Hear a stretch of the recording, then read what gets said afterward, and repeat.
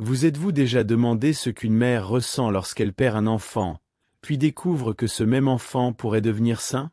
Antonia Salzano, la mère de Carlo Acuti, a choisi de briser le silence et de partager des photos inédites de l'enfance de ce jeune homme qui transforme la manière dont toute une génération perçoit la foi.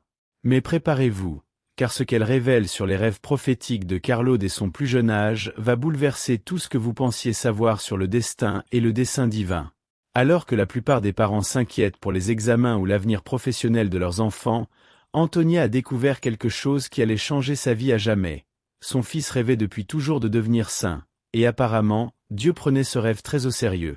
Les images que vous allez découvrir ne sont pas de simples photos de famille.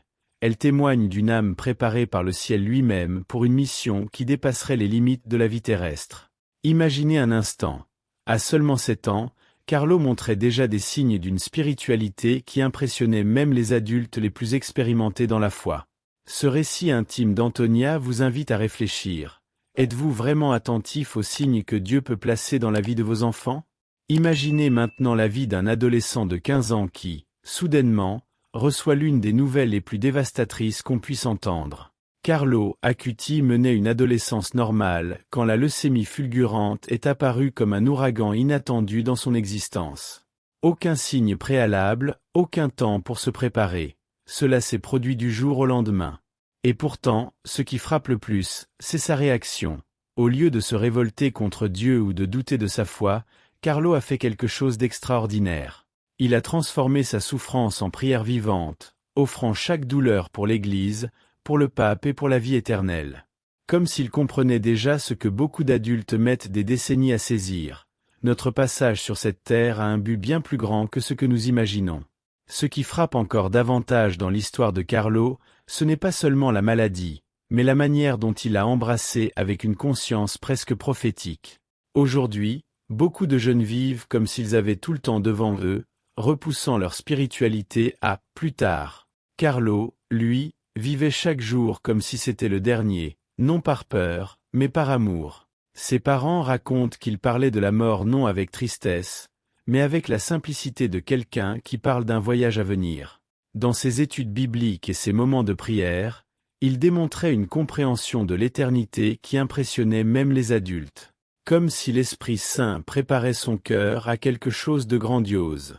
Sa dévotion à l'Eucharistie s'est intensifiée durant sa maladie, comme s'il savait que chaque communion le rapprochait de son destin final. Pour Carlo, la religion n'était pas un ensemble de règles ou de traditions familiales. C'était une relation vivante et vibrante avec Jésus-Christ. Durant les jours les plus difficiles de son combat contre la leucémie, chaque prière se transformait en un acte d'amour radical. Alors que d'autres adolescents seraient absorbés par les jeux vidéo ou les réseaux sociaux, Carlo construisait des ponts entre le ciel et la terre par sa foi inébranlable. Il montrait que le christianisme ne nous protège pas de la souffrance, mais qu'il nous apprend à y trouver un sens divin. Sa famille témoigne que, même dans les moments les plus douloureux, il gardait une sérénité que seule une communion profonde avec le Créateur peut offrir. Chaque larme semblait devenir une perle précieuse déposée sur l'autel du sacrifice. Son exemple nous enseigne que la véritable maturité spirituelle ne dépend pas de l'âge, mais de la profondeur de notre relation avec Dieu. Et il y avait encore quelque chose d'extraordinaire à venir dans son parcours. La manière dont Carlo a affronté ces derniers jours révèle une vérité que peu de gens comprennent sur le christianisme véritable. Alors que beaucoup, face à un diagnostic dévastateur, sombrent dans le désespoir ou la révolte, Carlo conservait une sérénité qui défiait toute logique humaine. Il ne se plaignait jamais de la douleur, ne questionnait pas pourquoi cela lui arrivait. Son souci principal était le bien-être des autres. Comme s'il avait découvert le secret que tant recherche à travers la prière et l'étude biblique. Lorsque la souffrance est offerte à Dieu, elle devient sacrée. Ses parents racontent que, même dans les moments les plus difficiles, Carlo s'inquiétait de savoir comment ils allaient, s'ils avaient besoin de quelque chose, s'ils arrivaient à bien dormir. Ce déplacement de l'attention, du propre malheur vers le soin des autres, est l'une des marques des saints.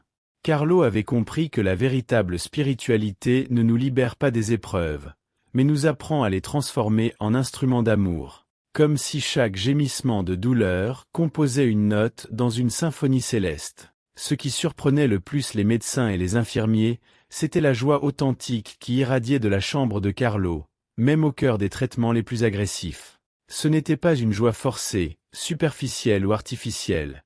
C'était cette paix profonde qui ne naît que d'une foi véritablement enracinée dans l'Évangile. Lorsqu'il suivait les offices à la télévision ou recevait la visite de l'aumônier de l'hôpital, ses yeux brillaient d'une intensité qui contrastait avec la fragilité de son corps. Carlo avait découvert ce que beaucoup de jeunes chrétiens mettent des années à comprendre. Dieu ne nous abandonne jamais dans la vallée de l'ombre de la mort, mais marche avec nous. Ses prières n'étaient pas des supplications désespérées pour guérir, mais des conversations intimes avec Jésus-Christ, pleines de gratitude et de confiance. Comme s'il possédait un secret que les autres ignoraient, une source d'espérance inépuisable. Même lorsque les médicaments le faisaient souffrir ou que la douleur se faisait plus intense, Carlo trouvait la force de sourire et de réconforter ceux qui l'entouraient. La confiance qu'il démontrait dans ces derniers moments dépassait toute explication médicale ou psychologique. Il parlait de l'éternité comme on parle d'un rendez-vous avec un ami cher, avec impatience, non avec peur.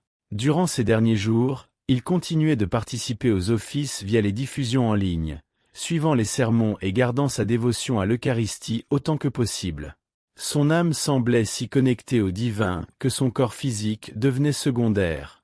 Les témoins racontent que, même lorsqu'il ne pouvait plus parler clairement, ses lèvres bougeaient en prière constante, comme s'il entretenait une conversation ininterrompue avec le Créateur. Carlo nous enseigne que la véritable foi ne se mesure pas à l'absence de souffrance, mais à la présence de la paix au cœur de la tempête. Son attitude prophétique face à la mort révélait que quelque chose d'extraordinaire se préparait dans les coulisses de l'éternité. Et c'est exactement ce qui a commencé à se manifester peu après son départ. Lorsque Carlo quitta ce monde, beaucoup pensèrent que son histoire s'était achevée, mais en réalité, ce n'était que le début de quelque chose de bien plus grand. Peu après sa mort, des témoignages impressionnants commencèrent à émerger, de personnes affirmant avoir reçu des grâces spéciales grâce à son intercession. L'une des histoires les plus émouvantes est celle d'une femme atteinte d'un cancer avancé qui, après avoir prié pour l'aide de Carlo, connut une guérison que les médecins qualifièrent d'inexplicable. Ce ne fut pas un cas isolé, des dizaines de récits similaires affluèrent du monde entier. Une jeune femme qui tentait de concevoir depuis des années, sans succès, fit une neuvaine demandant l'aide de Carlo, et quelques mois plus tard, découvrit qu'elle attendait son premier enfant. Ces événements ne sont pas de simples coïncidences ou des histoires inventées. Ce sont des signes concrets que Dieu continue d'opérer des miracles à travers ceux qui ont vécu dans la sainteté. La religion catholique suit des critères stricts pour enquêter sur ces phénomènes, et chaque cas a été examiné en détail avant d'être reconnu comme un miracle authentique. Même dans le ciel, Carlo semblait poursuivre sa mission d'évangélisation. La mère de Carlo, Antonia, commença à recevoir des rêves et des signes qui semblaient bien plus que de simples coïncidences ou fruits de l'imagination. Lors d'une expérience mystique, elle vit Carlo en songe annonçant qu'il serait béatifié, cela plusieurs années, avant que tout processus officiel de l'Église ne soit lancé. Plus impressionnant encore, elle rêva qu'elle aurait des jumeaux, ce qui semblait médicalement improbable compte tenu de son âge et des circonstances.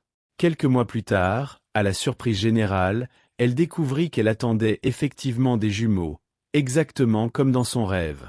Ces signes n'étaient pas seulement des consolations personnelles pour une mère en deuil, c'étaient des messages divins confirmant la mission spéciale de Carlo.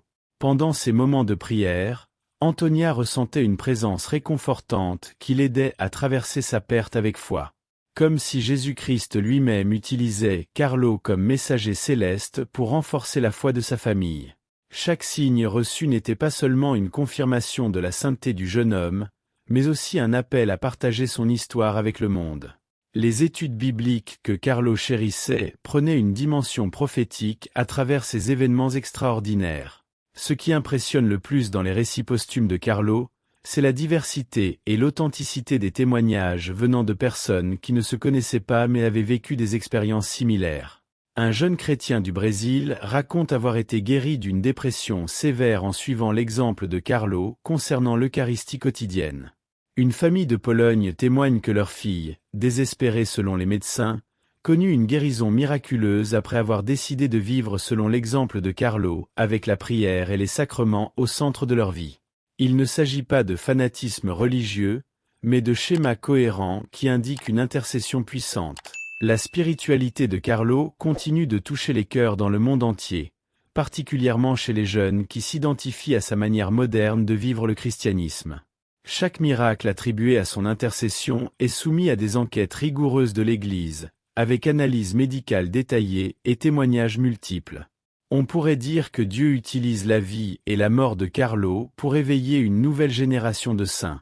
Mais peut-être que le signe le plus puissant de la sainteté de Carlo reste à se révéler à travers le témoignage de celle qui le connaissait le mieux. Le témoignage d'Antonia Salzano, la mère de Carlo Acuti, nous offre l'une des leçons les plus profondes sur la manière de vivre une perte selon une véritable perspective chrétienne. Lorsque son fils unique est décédé, son monde s'est effondré autour d'elle. Mais au lieu de sombrer dans le désespoir, elle a choisi de plonger encore plus profondément dans sa foi. Antonia raconte qu'elle a trouvé inspiration dans le livre de Job, cet homme de la Bible qui perdit tout mais ne perdit jamais sa confiance en Dieu. C'était comme si les paroles sacrées sautaient des pages directement dans son cœur meurtri, apportant un baume divin que aucune thérapie humaine ne pouvait offrir. Lors de ses prières les plus intenses, elle sentait que Dieu utilisait le départ de Carlo pour un dessein plus grand que ce qu'elle pouvait comprendre à ce moment-là. Sa spiritualité se transforma. Elle cessa d'être un automatisme et devint une quête profonde de réponses, accompagnée d'une totale confiance dans la volonté divine. Les sermons qu'elle entendait à l'église prenaient un sens nouveau, comme si chaque mot s'adressait directement à sa situation. C'était une mère apprenant à faire confiance à Dieu, même quand ses plans restaient incompréhensibles. La manière dont Antonia a traversé le deuil révèle une maturité spirituelle extraordinaire, fruit d'années de dévotion et d'études bibliques profondes. Plutôt que de se demander « Pourquoi mon fils ?», elle commença à demander « Dans quel but mon fils ?» Ce changement de perspective fut essentiel pour son chemin de guérison et de transformation. Dans les premiers mois qui suivirent la mort de Carlo, elle se consacra intensément à la lecture des Écritures, cherchant à comprendre le mystère de la souffrance à travers le prisme de la foi chrétienne. Elle découvrit que le christianisme ne promet pas l'absence de douleur, mais donne un sens rédempteur à chaque larme versée. Ces moments d'adoration devinrent plus intimes, comme si elle conversait directement avec Jésus-Christ à propos de ses doutes et de ses angoisses. Antonia témoigne que c'est au cours de ces périodes de prière qu'elle commença à percevoir les premiers signes indiquant que Carlo continuait à vivre d'une manière différente. Comme si Dieu lui enseignait que la mort physique n'est pas la fin de l'histoire, mais simplement un changement d'adresse. Sa religion cessa d'être une tradition familiale pour devenir une véritable ancre au cœur de la tempête. Ce qui impressionne le plus dans le récit d'Antonia, c'est sa capacité à reconnaître la volonté de Dieu même au milieu du chagrin le plus profond qu'une mère puisse ressentir. Elle raconte qu'un jour précis, lors d'une messe quelques mois après la mort de Carlo, elle sentit une paix surnaturelle envahir son cœur. Comme si une voix intérieure lui disait que le sacrifice de son fils faisait partie d'un plan divin bien plus vaste. À partir de ce moment, elle commença à percevoir la vie et la mort de Carlo non comme une tragédie personnelle, mais comme un appel à la sainteté pour toute la famille. Lors de ses cultes et moments de louange, elle sentait la présence de Carlo de manière si tangible qu'elle lui parlait à voix haute. Antonia comprit que devenir la mère d'un saint potentiel impliquait une responsabilité particulière. Témoigner de l'œuvre de Dieu dans le monde. Sa foi devint contagieuse, inspirant d'autres parents ayant vécu des pertes similaires à chercher consolation dans la religion. Comme si Dieu utilisait sa douleur transformée en foi pour semer l'espoir dans d'autres cœurs meurtris. Mais un signe physique surprenant allait encore confirmer toute cette trajectoire spirituelle. L'une des découvertes les plus impressionnantes et mystérieuses liées à Carlo Acuti survint lorsque son corps fut exhumé dans le cadre du processus de béatification. Ce que les enquêteurs trouvèrent défia toutes les attentes scientifiques et médicales. Son corps était totalement intact, comme préservé par une force surnaturelle.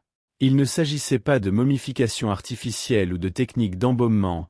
Carlo avait été enterré normalement, selon les rites traditionnels.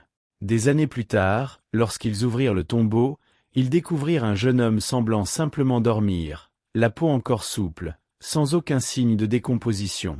Ce phénomène, connu dans l'Église catholique sous le nom des « incorruptibilités », est considéré comme l'un des signes mystiques les plus puissants de la sainteté d'une personne. Pour les jeunes chrétiens d'aujourd'hui, souvent en quête de preuves tangibles pour leur foi, le corps intact de Carlo devient un témoignage visuel impressionnant que Dieu continue d'opérer des miracles. C'est comme si Jésus-Christ lui-même voulait laisser un signe physique et indiscutable de la sainteté de ce jeune homme. Les médecins et scientifiques qui examinèrent le corps ne purent trouver aucune explication naturelle à une telle préservation.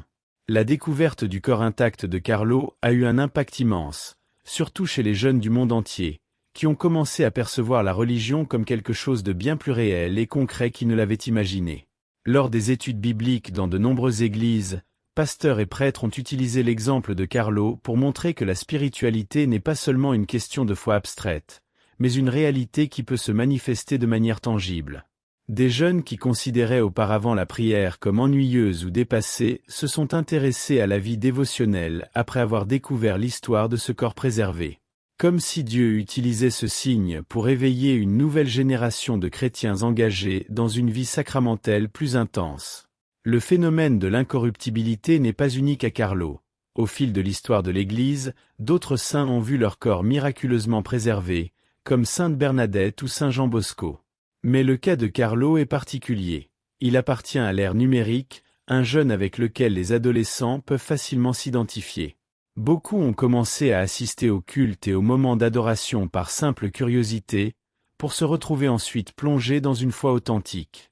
N'est-ce pas fascinant de voir comment un corps intact peut devenir un véritable appel visuel pour une génération habituée à l'immédiateté des réseaux sociaux? Ce qui rend le corps préservé de Carlo encore plus significatif, c'est le contexte de sa découverte et l'effet qu'il a eu sur l'évangélisation des jeunes. Dès la diffusion des premières photos, des milliers d'adolescents et de jeunes adultes, qui jusque-là ne s'intéressaient pas au christianisme, ont commencé à poser des questions sur la foi, les miracles et la vie éternelle. Comme si Dieu avait choisi un langage que cette génération pouvait comprendre, visuel, frappant et impossible à ignorer.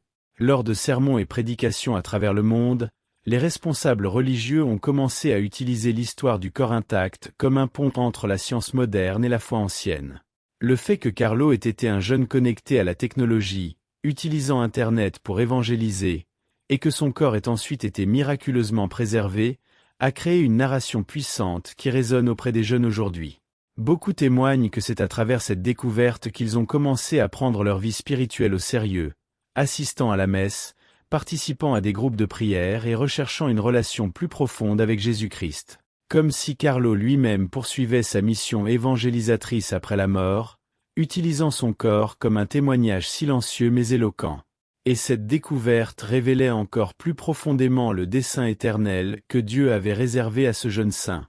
La mission de Carlo Acuti a transcendé sa vie terrestre et est devenue un appel prophétique pour toute une génération qui s'était éloignée des sacrements. Dès son plus jeune âge, Carlo montrait une passion particulière pour l'Eucharistie, qui impressionnait même les adultes les plus expérimentés dans la foi. Il ne considérait pas la messe comme une obligation religieuse, mais comme une rencontre personnelle et intime avec Jésus-Christ présent dans le sacrement. Au cours de ses études bibliques, Carlo découvrit que l'Eucharistie était la source et le sommet de la vie chrétienne, et cette vérité devint le centre de toute sa spiritualité. Il aimait dire « L'Eucharistie est mon autoroute pour le ciel », une phrase qui inspire aujourd'hui des milliers de jeunes chrétiens à travers le monde. Carlo comprenait quelque chose que beaucoup d'adultes mettent des décennies à réaliser, que dans la communion, nous ne suivons pas seulement un rituel, mais recevons littéralement le Christ dans notre cœur. Sa dévotion était si intense qu'il ne manquait jamais la messe quotidienne, même si cela signifiait se lever plus tôt ou réorganiser son emploi du temps d'adolescent. Comme s'il avait découvert un trésor caché que la plupart passent leur vie entière à chercher. À travers sa vie, Dieu préparait un exemple vivant de la centralité des sacrements pour une vie chrétienne authentique. L'impact de la mission de Carlo va bien au-delà de l'Eucharistie, touchant toute la vie sacramentelle de l'Église. Il montrait qu'être un jeune chrétien moderne ne signifie pas renoncer à la tradition, mais redécouvrir sa pertinence pour notre époque. Dans ses moments de prière et d'adoration, Carlo développait une intimité avec Dieu qui se reflétait dans tous les aspects de sa vie. Il encourageait ses amis à découvrir la beauté du rosaire, non pas comme une récitation mécanique, mais comme une méditation sur les mystères de la foi avec Marie. Carlo comprenait que chaque Ave Maria était une conversation intime avec la mère de Jésus, lui demandant son intercession et sa protection. Ses parents témoignent qu'il avait transformé la maison en un petit sanctuaire, où la religion n'était pas seulement pratiquée le dimanche, mais vécue intensément chaque jour. Lors des moments de prière en famille, Carlo menait les dévotions avec une maturité spirituelle surprenante. Il avait compris que la vie sacramentelle n'était pas un poids supplémentaire dans l'emploi du temps, mais la source d'énergie qui nourrit toutes les autres activités. Chaque sacrement était comme une recharge spirituelle, le préparant à affronter les défis de la vie moderne avec joie et sens. La génialité de la mission de Carlo réside dans sa capacité à relier la spiritualité millénaire de l'Église au langage et aux besoins des jeunes du XXI siècle. Il ne rejetait ni la technologie ni les réseaux sociaux.